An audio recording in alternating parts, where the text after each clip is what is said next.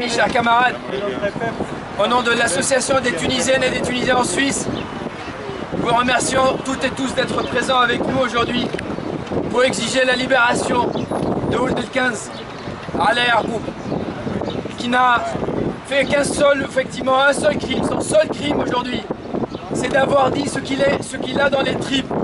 C'est qu'il a écrit une chanson dénonçant les exactions de la police tunisienne, en dénonçant la violence, la torture de la police qu'il a malmenée pendant son arrestation il y a quelques années. Ce gouvernement aujourd'hui, qui est là en place grâce à la lutte des jeunes en Tunisie, voilà comment il remercie sa jeunesse. Ils les ont aidés à se libérer du joug de Ben Ali pour les remercier avec des condamnations, des exactions, de la répression et rien d'autre. Hier, c'était le procès en appel. Et le juge n'a rien trouvé de mieux que de demander à un artiste de présenter des excuses à une police criminelle, à une police qui continue à torturer et à malmener, à violenter, mais pas seulement des artistes, mais aussi des journalistes et des jeunes. Ils ont reporté ce procès pour le 2 juillet. Et toute notre crainte, c'est que le jeune Ould El Kens croupisse encore plus pendant tout cet été. Et nous, en tant que militantes et militants de l'association des Tunisiens et des Tunisiens en Suisse, nous exigeons la libération toute immédiate de Ould El Kens et de tous les autres artistes qui sont en train de tomber l'un après l'autre. Mais pas seulement pour des chansons, en se basant uniquement sur des affaires créées de toutes pièces. Nous exigeons aussi l'arrêt de toutes les poursuites contre les journalistes et contre Ould El Kens.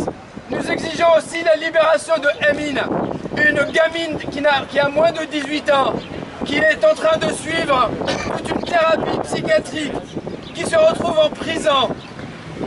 Nous considérons, indépendamment de notre opposition de son action, qu'elle n'a rien à faire en prison.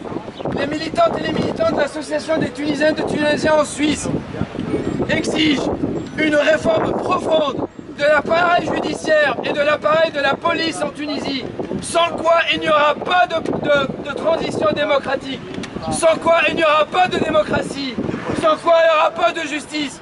Ould El Kens, il est encore en arrestation, alors que ceux qui ont saccagé l'ambassade des États-Unis, une attaque qui a été soldée par 4 morts, par des millions de dinars, que le contribuable tunisien est en train de payer, ben ils n'ont été condamnés qu'à 2 ans, avec sursis. 2 mois.